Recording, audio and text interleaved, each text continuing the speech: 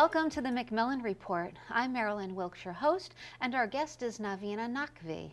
She's here at Yale as the Singh Visiting Fellow in the South Asian Studies Council.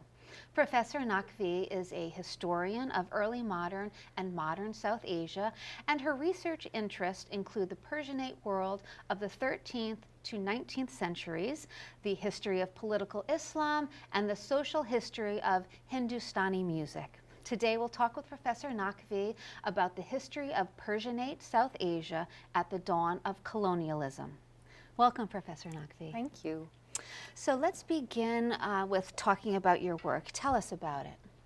So currently I'm working on a book project that is tentatively titled Writing the Inter-Imperial World in Afghan North India, 1757 to 1857. And this project is centered on the writings of a set of fascinating actors.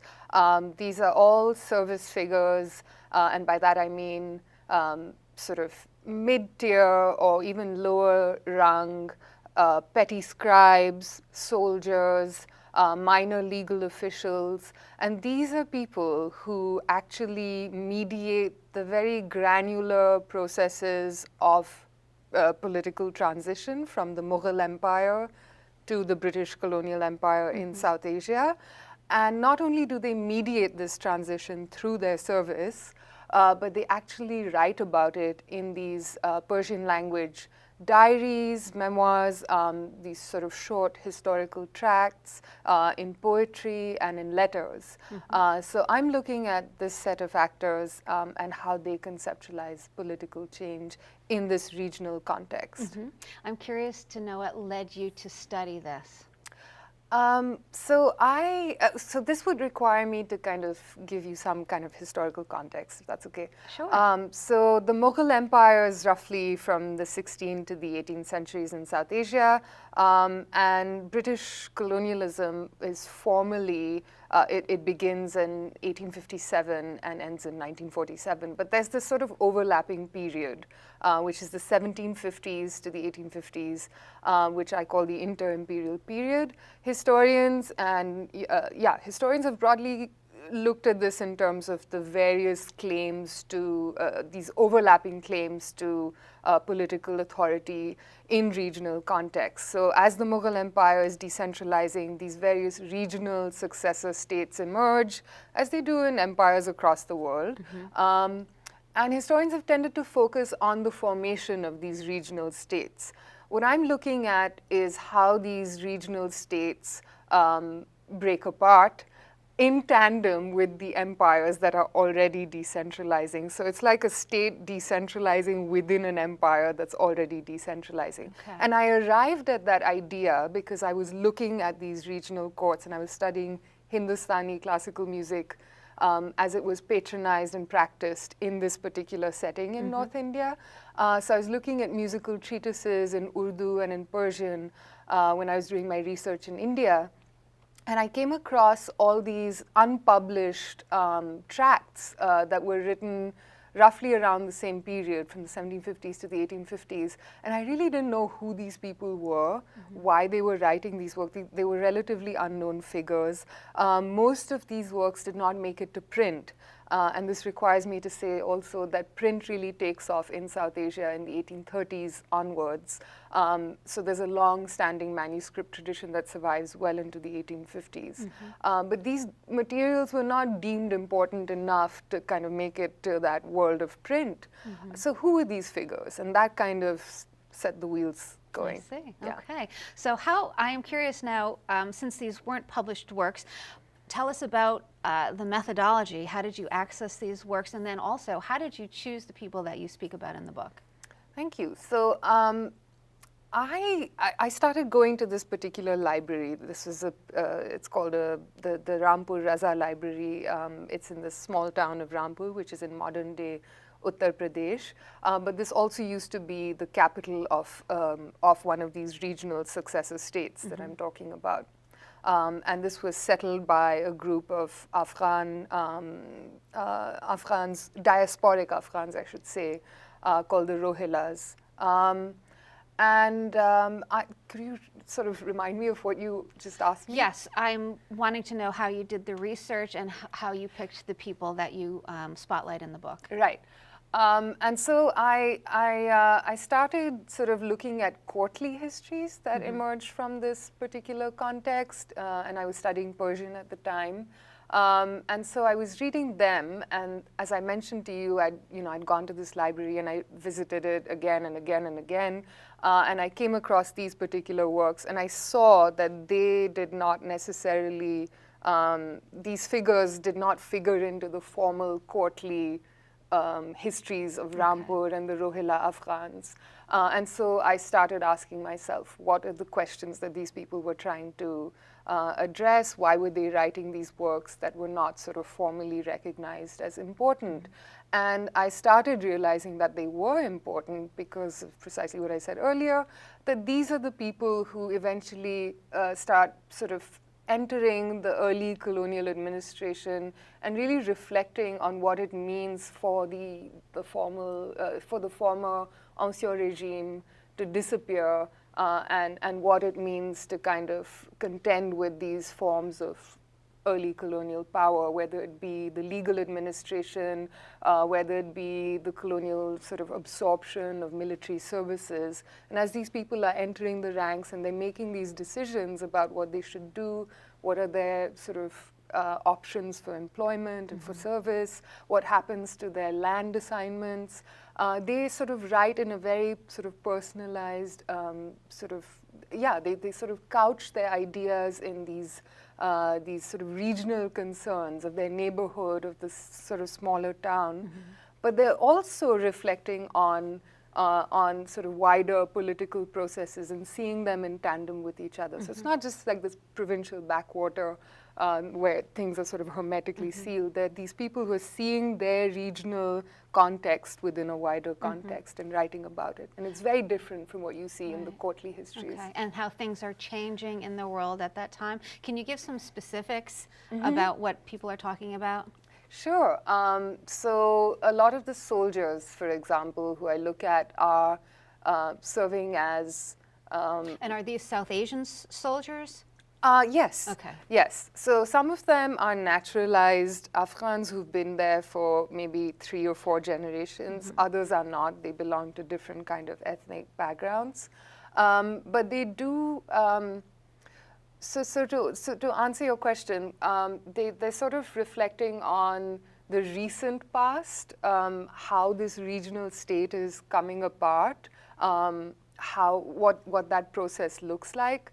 So if I were to broadly categorize the kind of arc that their writings trace, I would say in the early 1750s, the tendency is to kind of write in a restorationist mode, where they're kind of looking to older empires and considering the possibility of their revival or realignment of politics and how they might sort of enter that space as they're seeking opportunities for employment.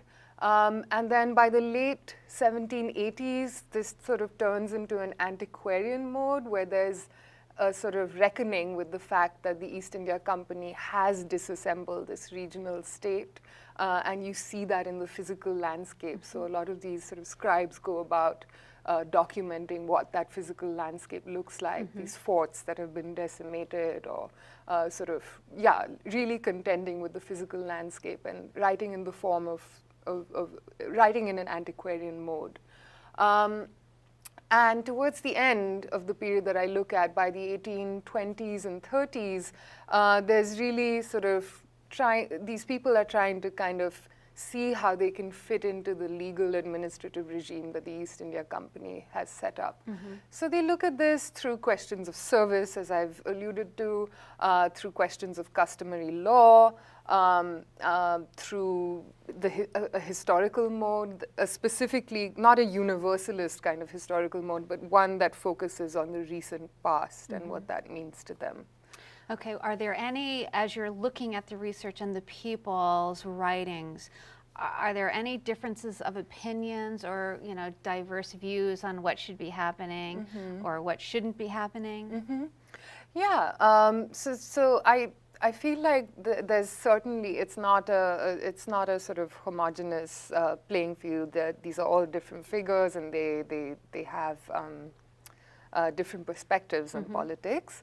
I think what sort of puts them together is that they have a particular notion of regional identity that they kind of hang on to and they draw on as they articulate their views. But some of them are very much in favor of joining the East India Company. Others are very reluctant to do so. Still others are kind of looking back to the Mughal ancien regime and saying, well, is there a chance at some kind of revival? So there are definitely discordances. Also in terms of like who they are choosing to align themselves with. There's certainly no unanimity on the kind of Okay. mode Was in there which they're any writing. extreme criticism, especially about the role of colonialism as it was taking over? Can you speak to that at all? Yeah, there are ways in which especially the soldiers, because this is a heavily militarized context, the early 19th century, the late 18th and early 19th centuries. Almost everybody who isn't in a major cosmopolitan urban center, whether you're like a farmer, a cultivator, or an artisan, you are possibly or most likely also a part-time soldier. So it's a heavily militarized context. There are all these sort of independent armed camps that are kind of offering their services as mercenaries really to the highest bidder. Okay. And so there's a sense that the East India Company is trying to monopolize this context and sort of absorb all of these soldiers and these various camps into their ranks, and there's a reluctance to kind of acquiesce to that process because it means giving up their independence and giving up certain rights. And so there is definitely a criticism of early forms of colonial rule. This is not formal colonialism, right? That only starts in 1857. Right. But yeah, that you definitely see some of that criticism there. And let's talk about the poetry. That's something you also look at. Give us an overview of your findings there. So some of the poetry is written it's not the most sophisticated poetry, I'll say that.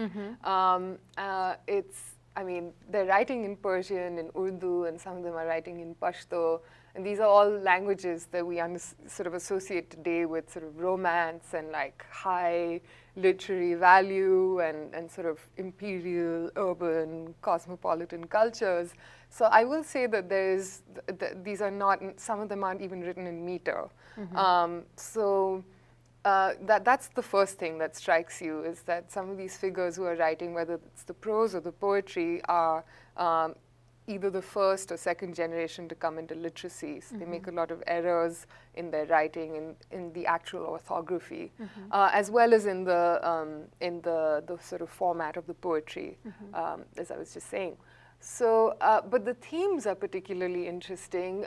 One that stands out is sort of the sense of wandering, looking for employment from one place to the other. This is again the soldiers that I'm talking about.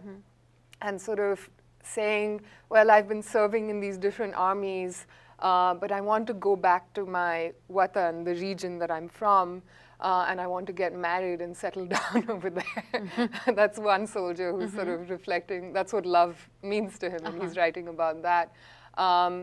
There are others who are writing poetry about the importance of paper and how the bureaucratic system that the East India Company has begun to sort of instate, which is heavily invested in sort of double entry bookkeeping and those forms.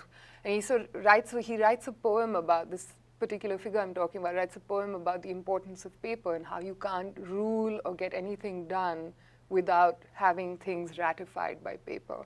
So there are these very interesting kind of observations, real life observations that that figure into this kind of form of writing poetry. Right.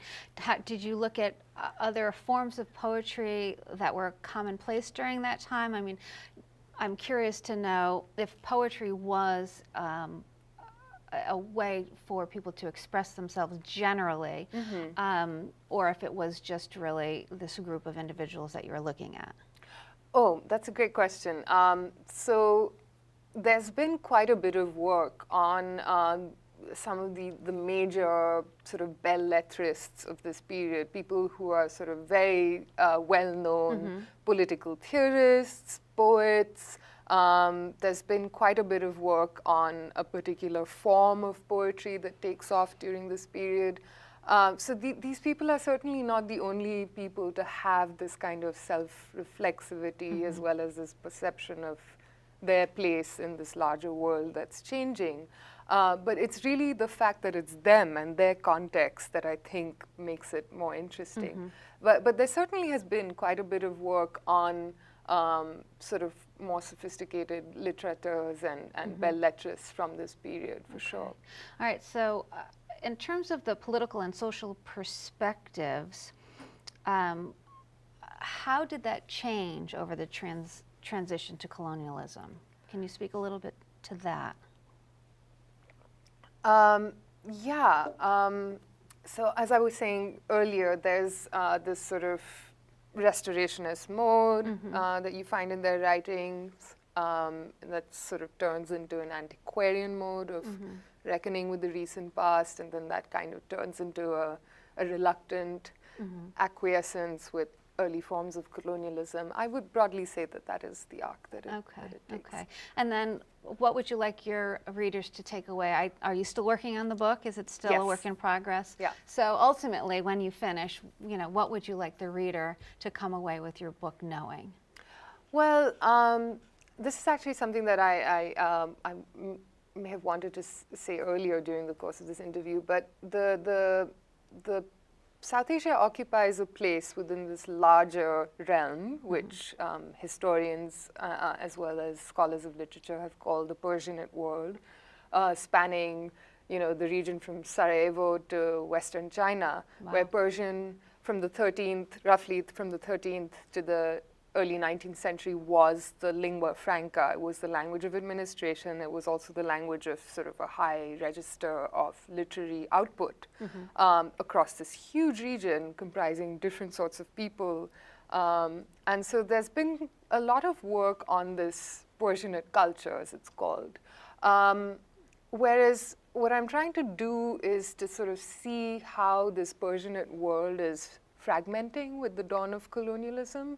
And I'm certainly not the first person to do it, but what I am trying to do that I think is original is looking at how these regional contexts fit into the Persianate world, and how this language and this form that's associated with sort of sophisticated writing kind of filters down, I suppose, to sort of mid-ranking writers, and how it becomes a way of reckoning with their realities rather than with what's going on in the court and the state of the empire, which I think scholars of Persianate literature have tended to focus on. So I'm really looking at the place of the region within the fragmenting Persianate world.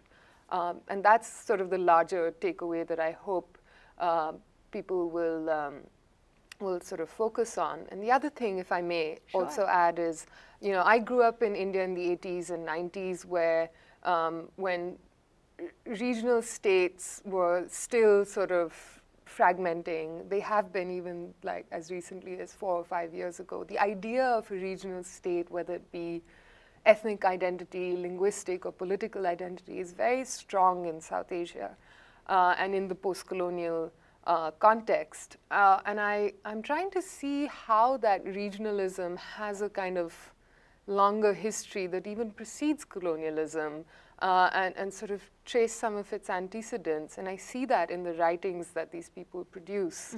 And so it sort of is tied to some of my observations of how South Asia looks like, what it looks like today as well.